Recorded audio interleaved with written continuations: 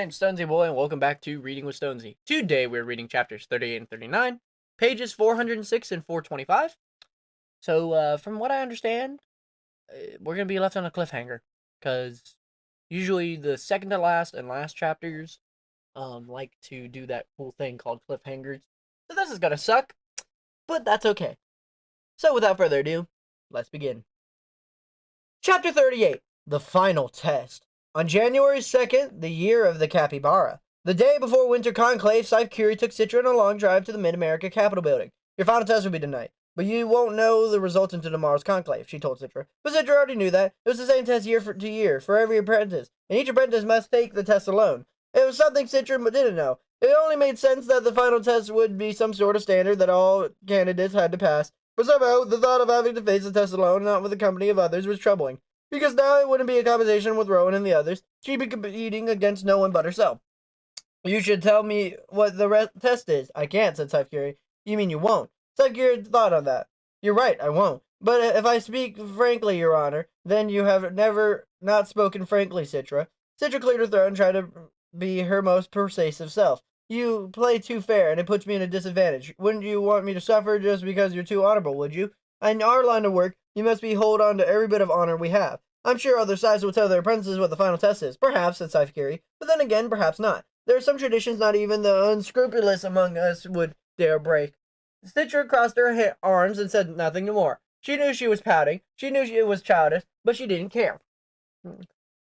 Perhaps you trust Scythe, do you not? Said Scythe. I do. Have you come to trust me at least as much? I have. Then trust me now and let the question go. I have faith in your ability to shine in the final test without knowing what the test is. Yes, Your Honor. They arrived at 8 in the evening, and were told that, by the luck of the draw, Citras was to be tested last. Rowan and the two other candidates for the Scythe were to go first. She and Scythe were put in a room to wait and wait some more. Was that a gunshot? Citras said, perhaps an hour in. Citras didn't know whether or not it would be in her imagination. Shh, said Scythe's only response. Only a guard came to get her. Scythe did not wish her good luck. She gave her a serious nod. I'll be waiting for you when you're done, she said. Citras was brought along a room that seemed unpleasantly cold. There were 5 Scythes seated in the comfortable chairs at one end. She recognized 2 of this, Scythe Mandela and Scythe Meir. The other 3 she did not. The Bajillion Committee, she realized. Before her was a table covered in clean white tablecloth. And on the tablecloth, evenly spaced, were weapons. A pistol, a shotgun, a scimitar, a bowie knife, and a vial of poison pill. What are these for? Citras asked. Then she realized it was a stupid question. She knew what they were for, so she rephrased it. What is it exactly you want me to do? Look at the other end of the room, Scythe Mandela told her, pointing. Spotlight came up with the other chair far not too long at the end of the long room, had been hidden in the shadows, not as comfortable as hers.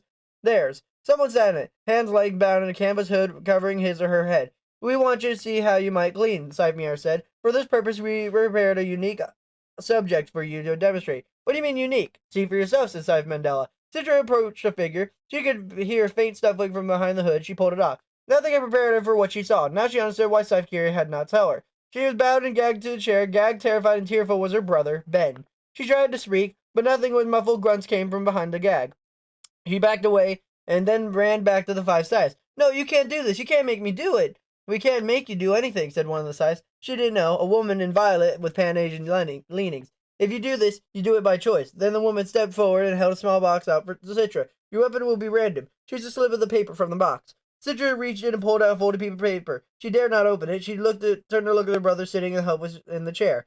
How can you do this to people? She screamed. My dear, said Scythe with practiced patience, it's not a gleaning. Because you're not yet a Scythe, you merely have to render him deadish. An ambu drone will take him to the revive soon as you complete the task we put before you. But he'll remember. Yes, said Scythe Vendetta, and so will you. And so the other Scythe, she did not cross his arms and huff, which way she would done with the drive here. She's too resistant, he said. Let her go. This night's already gone too long. Give her time, said Scythe Mandela sternly. The 5th Scythe, the short man with an odd frown around him, stood and read the sheet of parchment that could have been hundreds of years old. You may not be coerced into doing this. You may take all the time you need. You must use a weapon to sign. Then you are done. You will leave the test subject and approach the committee to assess the performance. Is all of this clear to you? Citras nodded. A verbal response, please. Yes, it's clear. As she sat back down and unfolded the slip of paper, on it a single word. Knife. He dropped the paper on the floor. I can't do this, she told herself. I can't. But Scythe's voice came gently to her. Yes, Citras, you can. It was then occurred to her that every Scythe since the Scythe began had to take this test. Every single one of them was forced to take the life of someone they loved. Yes, that person would be revived, but it didn't change the cold-blooded act. A person's subconscious mind can't differentiate between permanent and temporary killings. Even after he's revived, how could she bear to face her brother again? Because if she kills Ben, she'd always have killed him. Why? She asked. Why must I do this? The irritable Scythe gestured to the door. There's the exit. If it's too much for you, then leave. I think she means it as a legitimate question, said Scythe Mirror. The irritable Scythe scoffed, and one shrugged. The Pan-Asian one stepped her foot, and Scythe Mandela leaned forward. You must do this to move forward as a Scythe, Scythe Mandela said, knowing in your heart that the most difficult thing you'll ever have to do. It has already been done. If you can do this, added Scythe Mirror, then you have the inner strength needed to be a Scythe. Even though a big part of the Citra wanted to bolt through the door and run from his. She squared her shoulders, stood tall, reached down, and took the bowie knife, concealing it with her waist. She approached her brother. Only when he was close to him did she pull it out. Don't be afraid, she said, and knelt down and used the knife to cut the bonds in his legs, and then the ones that held his wrist to the chair. She tried to untie his gag, but couldn't, so she cut that as well. Can I go home now? Asked Ben, as the helpless voice was more than enough to break her heart. Not yet, she told him, kneeling beside him. Soon, though. Are you going to hurt me, Citra? Citra could control her tears and didn't even try. What was the point? Yes, Ben, I'm sorry. Are you going to clean me? She could barely get the words out. No, she told him. They'll take you to a revival center. You'll be good as new. You promise? I promise. He seemed the tiniest bit relieved. He didn't explain to them why he had to do this, and he didn't ask. He trusted her. Trusted whatever reason he had. It would be a good one. Will it hurt? He asked. Again, she found she couldn't lie to him. Yes, it will, but not too long. Then he took a moment to think about it, process it, accept it. Then he said, Can I see it? For a moment, she wasn't sure what he was talking about until he pointed to the knife. He carefully put it into his hands. It's heavy, he said. Did you know that Texan scythes only clean with bowie knives? Is that where you'll be going when you're a scythe? Texas? No, Ben, I'll be right here. He turned the knife in his hand, both of them watching a slight glint of the shiny blade, then gave it back to her. I'm so scared, Citra, he said, his voice barely a whisper. I know. So am I. Scared is okay. Will I get ice cream? She asked. I hear they give you ice cream at Revival Center. Citra nodded and wiped a tear from his cheek. Close your eyes, Ben. Think of the ice cream you'll want, then tell me. Ben did as he told. I want hot fudge sundae, 3 scoops, 1 with chocolate chip. Before he could finish, he pulled them close, thrust the blade as Scythe Kerry did it. He wanted to wail in agony, but wouldn't let herself. Ben opened his eyes. He looked at her. In a second it was done. Ben was gone. Citra held the blade away and carried her brother, then laid him gently on the floor. From before behind him, then, as she had even seen, 2 revival medics hurried in and put her deadish brother on a gurney, and went out of the way they came. Lights came up on the Scythe. They seemed so much farther away than before. It seemed like an impossibly long walk across the room to them, and they began bruising barrage of comics. Sloppy. Not at all. There's barely any blood. She put the weapon in his hand. Do you know how risky that was? It was all unnecessary banter. She was preparing him, making sure he was ready. Why would that matter? And she showed courage, but more importantly, she showed compassionate. Isn't that what we're called upon to be? We're called upon to be efficient. Efficiency must be in service of compassion. That's a matter of opinion.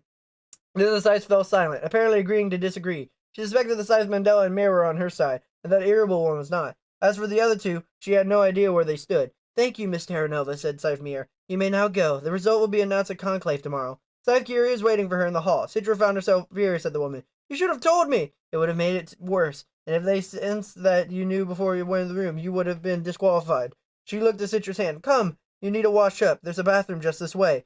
How did it go with the other candidates? Citra asked. From what I heard, one young woman flatly refused and left the room. One boy began, but broke down and couldn't complete what he started. What about Rowan? Citra asked. Scythe Curie wouldn't look at her. He drew the pistol as his weapon, and Scythe Curie hesitated. Tell me! He pulled the trigger even before they finished reading the instructions. Citra grimaced at the thought. Scythe Curie was right. He didn't sound like the same Rowan she used to know. What had been going through him so cold? He didn't care, imagine. I am the blade that is swung by your hand, slicing the rainbow's arc. I am the clapper, but you are the bell, tolling the gathering dark. If you are the singer, then I am the song, the Therapy Requiem dirge. You made me the answer for all the world's needs, humanity's undying urge. Threnody, from the collected works of H.S. Socrates. Chapter 39, Winter Conclave. At midnight, immunity for Citra Terranova and Rowan Damage expired. Either one would now be gleaned, and if the edict was followed and the Scythedom would make certain that it was, one would glean the other. Around the world, Scythes convened to discuss matters of life, more point matters of death. The first conclave of the year for Mid-America was for a historic one. Never before had Scythes permanently lost their lives in the gleaning event, and the controversial nature of that event made it even more significant, as well as the controversy surrounding one apprentice's 3-month absence, following a bogus accusation by the Mid-American Highblade for the even World Scythe council had made their eye on Fulcrum City today, and although these names of apprentices are rarely known beyond their regional bejeweling community, Scythes from every corner of the globe now knew the names of Citra Terra Nova and Rome Damish. Fulcrum City was blistering cold that morning. Ice layered the marble steps leading up to the capital, making the stairs treacherous. More than one Scythe slipped, spraining an ankle or breaking an arm. Healing nanites were taxed that morning, to the delight of the spectators, who were thrilled by anything that slowed the Scythe's descent, allowing more photo ops.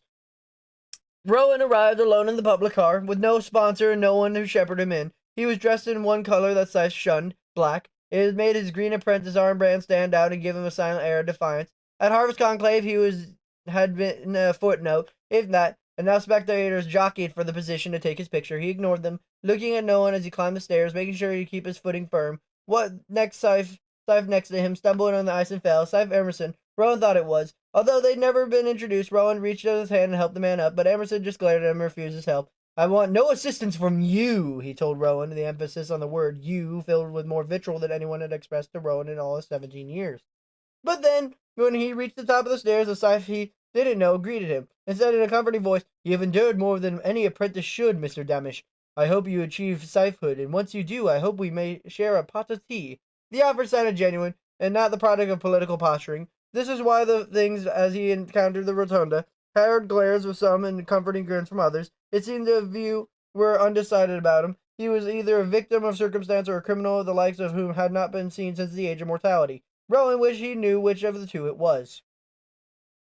Citra had arrived before Rowan. He stood in Scythe Curie in the rotunda, with no appetite to partake in the lavish breakfast spread. The conversation in the rotunda was, of course, all about the Tonus cloister tragedy, and Citra listened to the various snippets of the conversation. She found herself angered that it was all about the 4 dead Scythe. No one lamented on any Tonus were gleaned. Some, in fact, callously joked about it.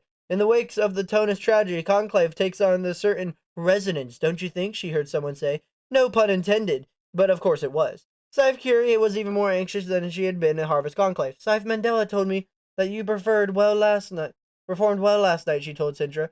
But even as he said it, he was guarded. What do you think that means? I don't know. All I know is that if you lose today, Citra, I will never forgive myself.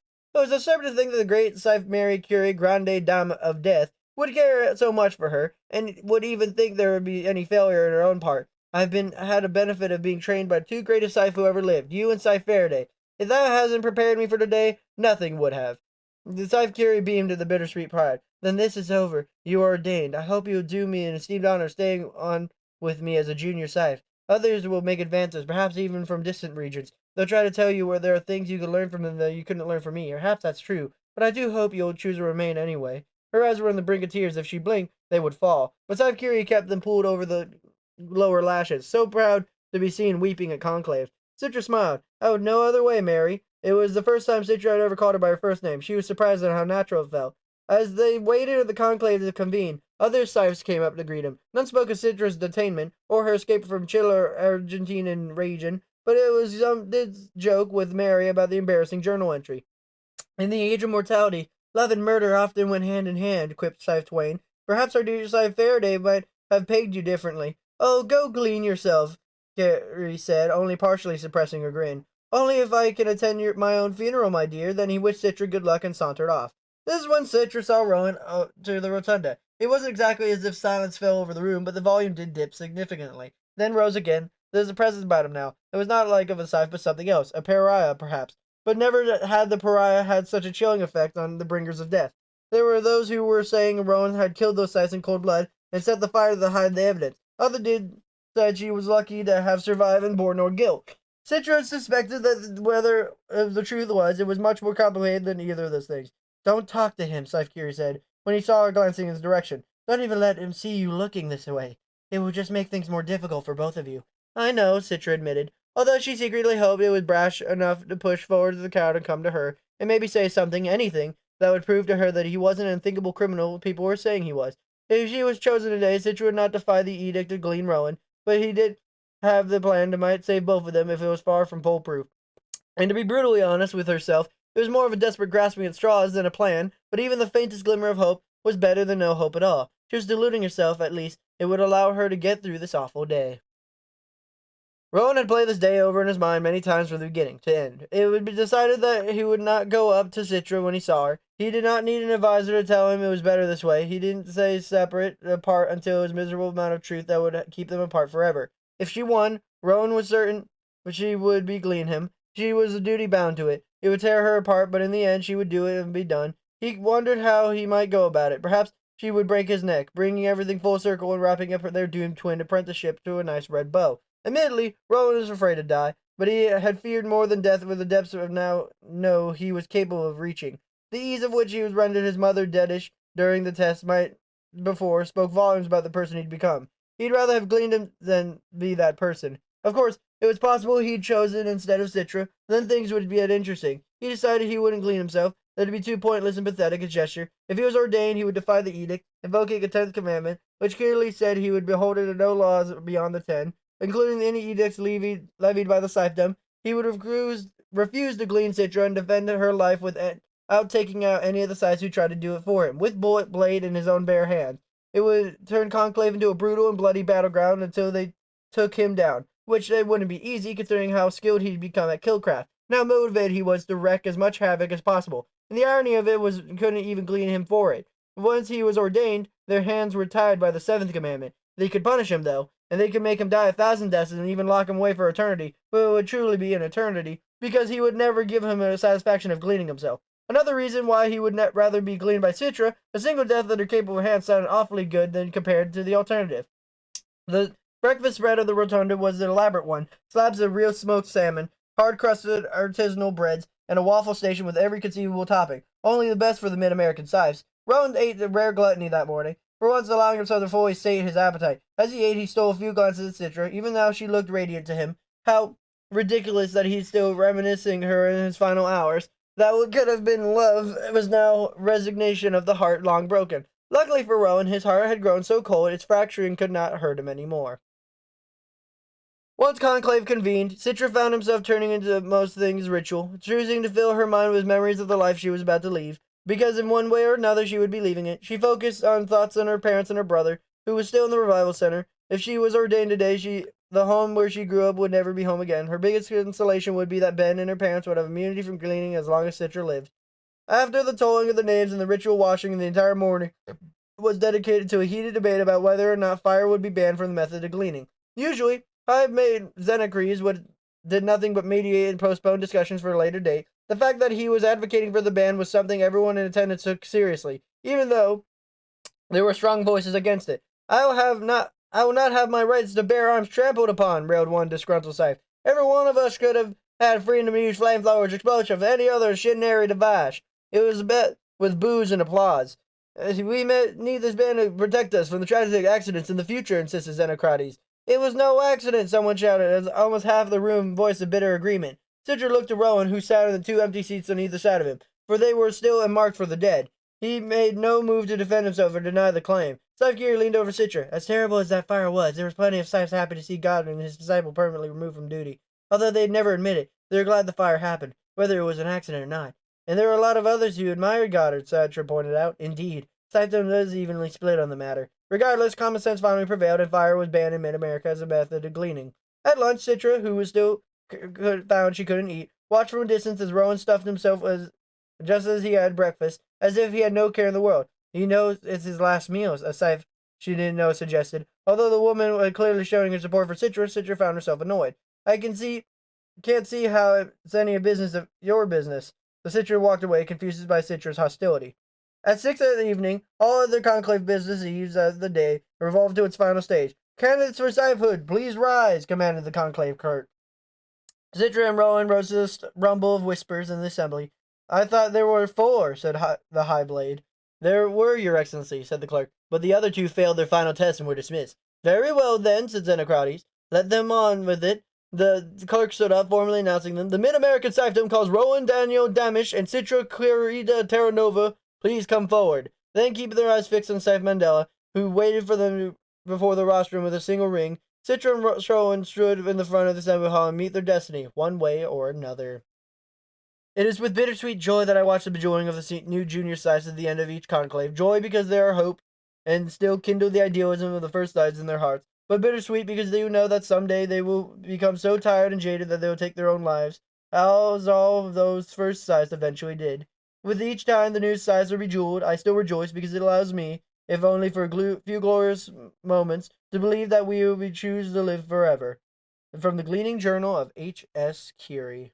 There's strangely a thing of excitement in me, considering what next episode will bring, because today we read pages 406 to 425, chapters 38 to 39, and next time we will be finally figuring out who is going to win by reading pages 426 to 435, chapter 40. Hey, to make it even a little better, I'll do this. Dang it. Chap 40. Chapped 40. I don't know. Let's just keep it at chapped 40. Because it's time for